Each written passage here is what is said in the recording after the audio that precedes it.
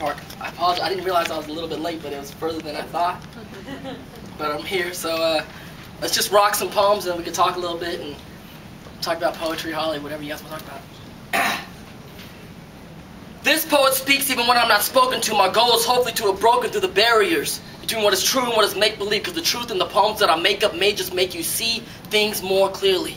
Constantly questioning, can you hear me? Knowing at my best, politicians fear me. Politic, talk, ticks, do you feel me? Do you understand what I'm talking about? Sometimes I gotta scream and shout to get my point across, but the only way to find the right way is to first realize you're lost. This poetry is painful, looking for the rainbow, yet I share my most quiet, private conversations and tell my stories with poetic exaggerations. I am the poet, the poet, the poet, the poet, the poet. Politic, talk ticks, politic, talk ticks, Mr. Politician. You're always on a mission to keep things the same. What's the last damn thing that a politician ever did for change? For he feels he has the power. So why would he ever give up his reign? Regardless of the pain of the people, he governs. He tells them what is good and what is evil, but fuck him. I got the power. I got the power of truth, kid. I give it to the people. Let the people choose it. Politic, talk ticks, politicians talk shit.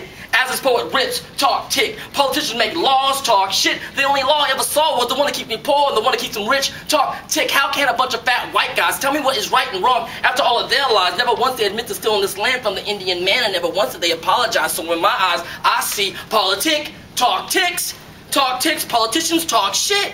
As this poet rips, talk tick, Mr. Politician, you forgot to listen. But more importantly, you forgot to genuinely care about the human condition. So now things are going out of your control. You spent too much time trying to keep people in check instead of just letting us free our souls, and now you're stuck and fucked with a big problem. If you look closer to bomb and it's made the miscellaneous. And there ain't no more containing this because there are more of us than you. Red is the color of our blood, and the color of our soul is indigo blue. And the color of our world is painted with conflict, and it's getting mad thick. And the politic, talk ticks, as this poet rips, talk ticks, and it's about to explode. And the poets will lead it. Believe it. Yeah.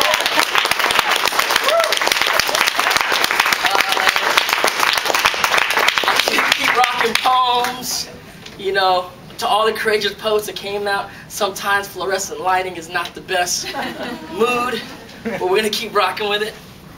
A lot of things I write are there's always different. I break down things as I write. A lot of political things. Am I being too loud? Oh, sorry. No. Political things, there's girls, there's love, there's success, there's failure. I'm gonna go into here's one. Here's this one poem. I'm thinking this is not even in the book.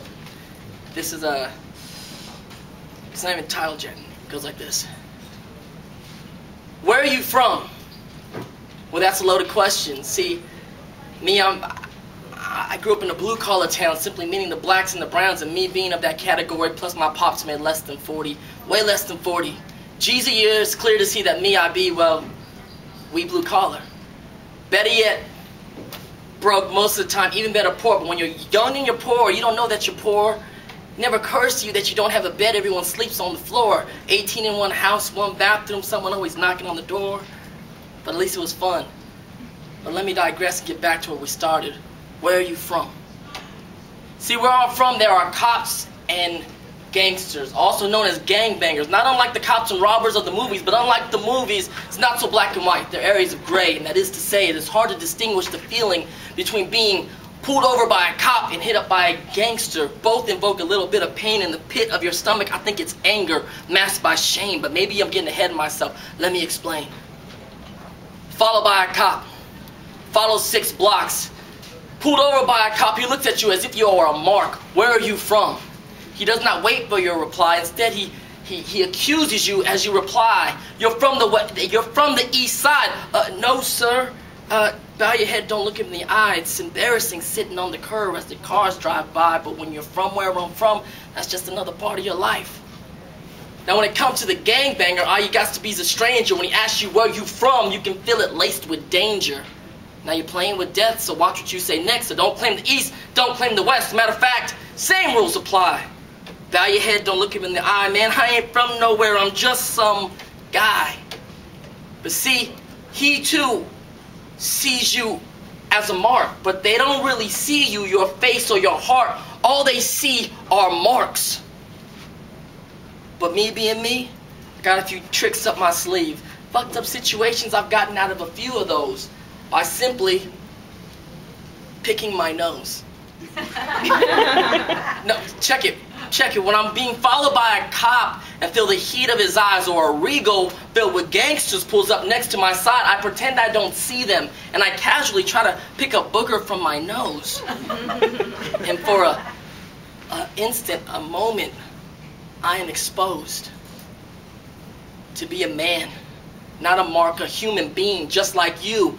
Don't lie, you got boogers too. Now the cop, he continues to roll down the street, and the gangsters, well, they laugh and then they just leave. Sometimes when you see a little bit of yourself in someone else, it can set you free. And the funny thing is, I'm probably from where they're from, the other side of town, and I'm just trying to get home. Yeah.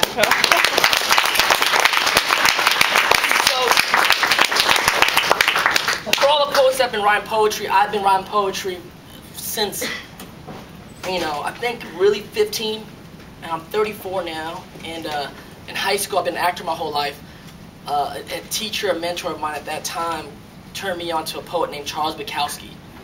And I always call him Chuck Buck. And my style is nothing. People always are, and he's always been one of my favorite poets. And a lot of people are like, I can't believe you like Charles Bukowski. So I grew up in the hip hop generation, and so I write through rhyme. That's the way I think, the neighbors I grew up with, that's how poetry was expressed through me. But I was inspired by Charles Bukowski because he was the first poet I read outside of school.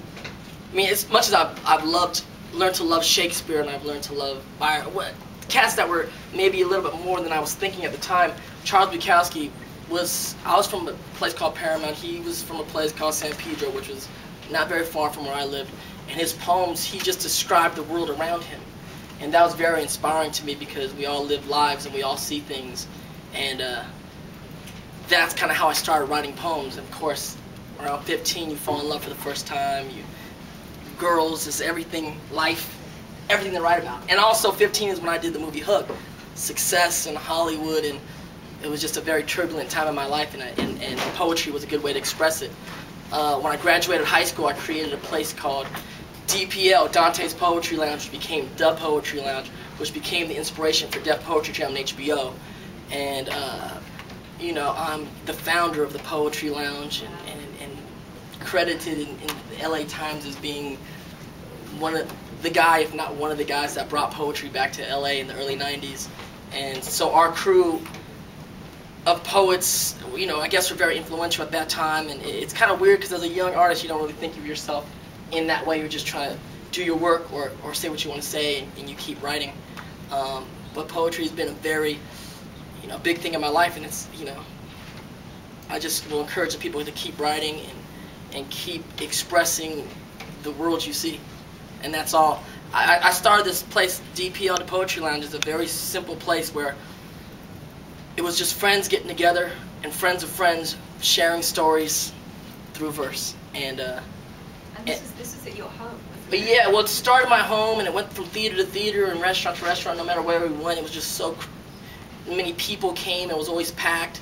And some cats came down from like the Bay Area, like this some directors and beatnik cats from the beatnik era, and they loved what we did, and they were like, this one director came up to me and said, "What the thing that you're doing here that's great in this time that was different than our time, it's like we had Kerouac, and we had these other poets." He was telling me that we all revered as these great poets, and they are the great poets, the great writers of their time. It's like you guys get together and you revere each other, and that's something beautiful about.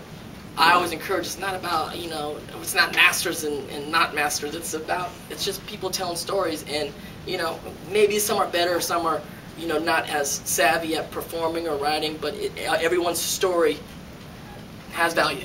And that's always been something that I've always promoted in my venues. People coming up doing first poems. I would like a night like this, if it was the night I'm doing 2-3 hours, I'd pass out a piece of paper and writing, and people that have never written poems, like, write something. By the end of the night, you're going to be on stage and you're just going to read it, because that's the kind of venue I like to throw. So